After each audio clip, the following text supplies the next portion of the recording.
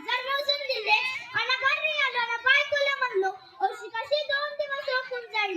ती म्हणली कोठा बाहेर सांडवाल आपणच लागू संडासाच्या कामाला. भाऊ 5 झाला संडास बांधून आमचे दिवस आले हागून हागून आमचे दिवस आले हागून हागून. भविष्यात माझा पोरगा माझी सून माझा नातू या संडासात जाईल. शौचालय बांधा घरोघरी आरोग्य नांदेल दारोदारी. अन भाऊ सरपंचाचा की नाही चांगला दिवस होता. मी म्हणलो आज काय वाटते वर